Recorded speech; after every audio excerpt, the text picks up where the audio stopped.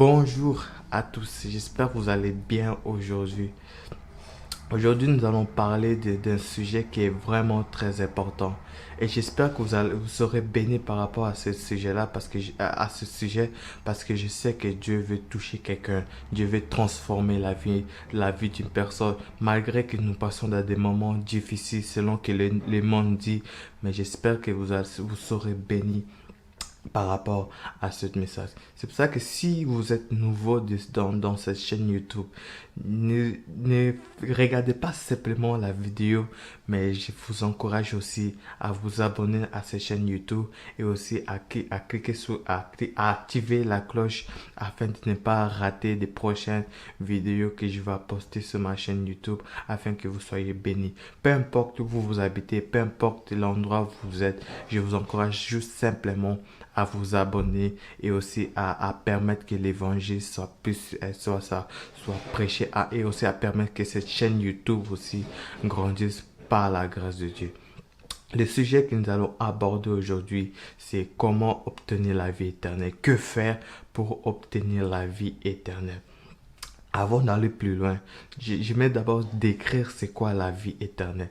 La vie éternelle, c'est la manifestation de la vie de Dieu en nous. C'est-à-dire que quand quelqu'un reçoit la vie éternelle, c'est-à-dire qu'il reçoit la vie de Dieu. Ça ne va pas dépendre de sa classe sociale, de là où il est né, de son travail, tout cela, mais ça va dépendre de Dieu.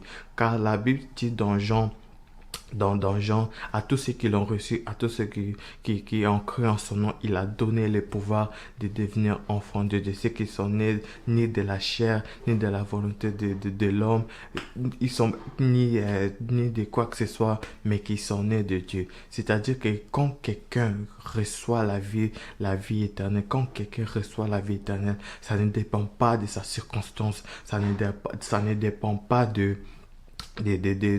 là où il travaille, de là où il est né, mais en réalité, ça dépend de Dieu lui-même. En fait, c'est ça vraiment, c'est ça la réalité, la vraie signification de la vie éternelle. C'est-à-dire que la manifestation de la vie de Dieu en nous. Parce que laisse-moi vous dire que Dieu veut communiquer sa vie. Dieu ne veut pas simplement que nous le connaissions théoriquement, que nous connaissons dans un aspect religion, mais il veut vraiment que nous expérimentons sa vie. Comme la Bible dit dans Jean 10, dans Jean 10, que le voleur ne vient que pour dérober, égorger et tuer. Mais moi, je suis venu apporter la vie avec mes bébés et la vie en abondance. C'est ça que c'est cette vie-là que Dieu veut nous communiquer. C'est un petit capsule, un petit parenthèse par rapport à la vie éternelle. Maintenant, nous allons commencer par les premiers points. Que faire pour obtenir la vie éternelle? D'abord, pour obtenir la vie éternelle, il faut d'abord que tu sois né de nouveau. Tu ne peux pas obtenir la vie éternelle si tu n'es pas né de nouveau. Et être naître de nouveau, c'est donner sa vie à Jésus-Christ. Parce que c'est en croyant du cœur que nous parvenons à la justice. C'est en croyant du cœur que nous sommes sauvés. Si tu crois si tu crois profondément dans ton cœur que Jésus-Christ est Seigneur et que tu le confesses, parce que la Bible dit aussi que c'est à l'abondance du cœur que la bouche parle. Si tu crois vraiment que Jésus-Christ est le Seigneur des Seigneurs de tout ton cœur, de toute ton âme, de toute ta pensée, c'est là que tu obtiendras la vie éternelle. Et donner sa vie à Jésus-Christ, c'est maintenant être conduit par le Saint-Esprit. C'est maintenant, laisser Jésus-Christ diriger ta vie, être conduit. Parce que la Bible dit que celui qui est la Bible dit que c'est lui c'est quoi encore le verset là? Tout ce qui sont en Christ, c'est une nouvelle création. Les choses anciennes sont passées.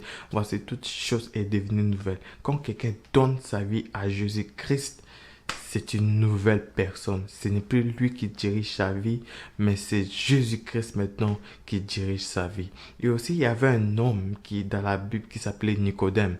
Cet homme-là, il était riche, il avait tout, il était populaire, c'était quelqu'un de respecté dans le temps de Jésus. Il était docteur de la loi, mais quand il est venu poser la question, comme discuter avec Jésus-Christ, Jésus-Christ a répondu que personne ne peut aller au ciel s'il n'est pas né de nouveau. C'est-à-dire que tu peux faire tout ce que tu veux, tu peux faire n'importe, travailler, même si c'est excellent, même si c'est magnifique, bâtir de grandes choses dans ce monde, faire ce que tu veux, étudier, avoir des diplômes, mais si tu n'es pas né de nouveau, tu ne pourras pas parvenir à cette vie éternelle que Dieu veut te proposer de l'avoir.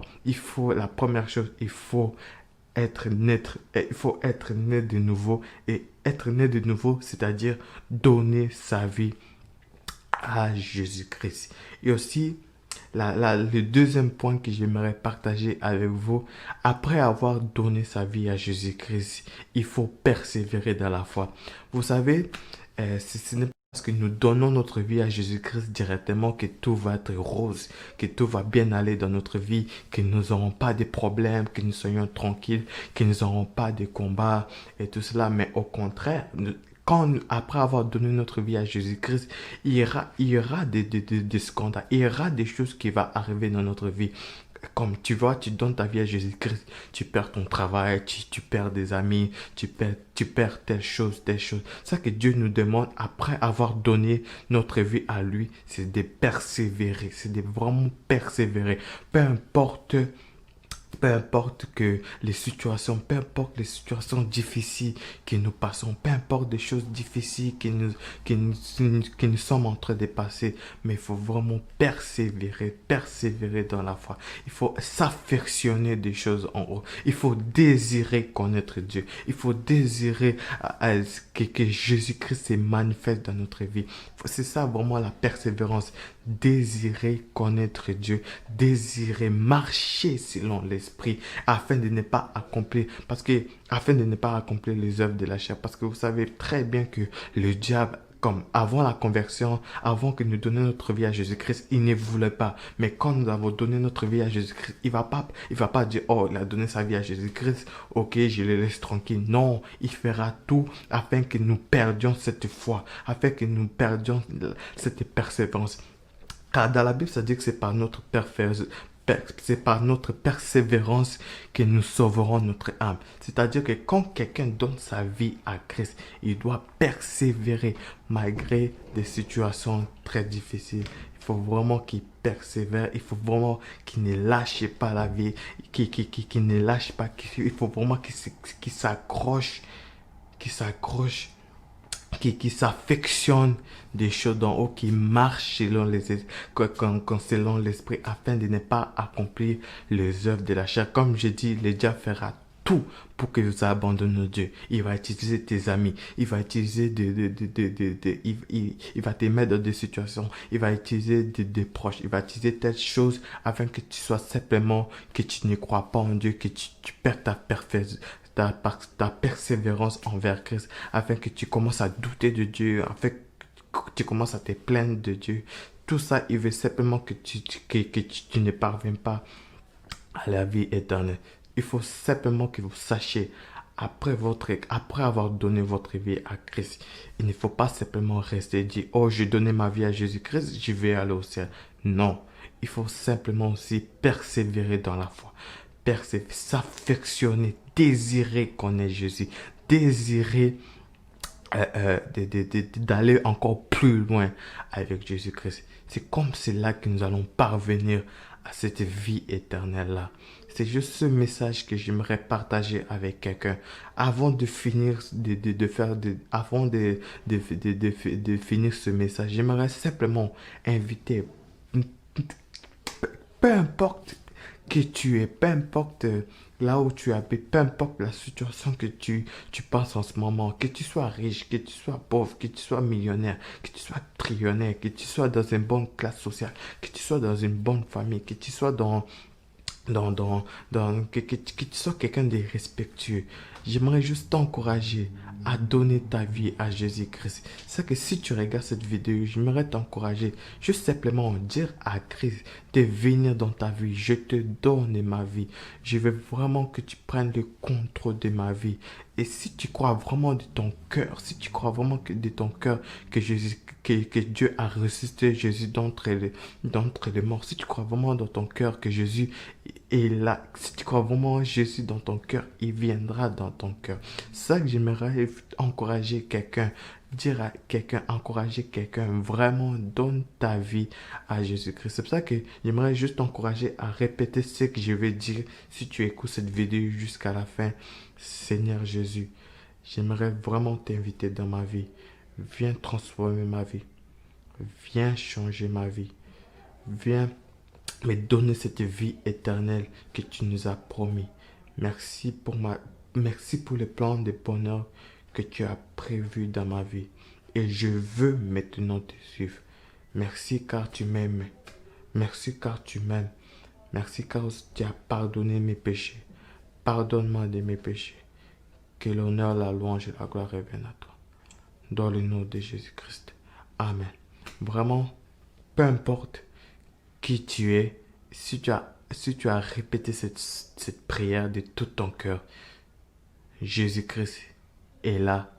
Maintenant, ne te consacre pas simplement à dire je suis sauvé, mais persévère aussi dans la foi. C'est juste ce message que j'aimerais partager avec quelqu'un. Que Dieu vous bénisse. Passez une bonne journée.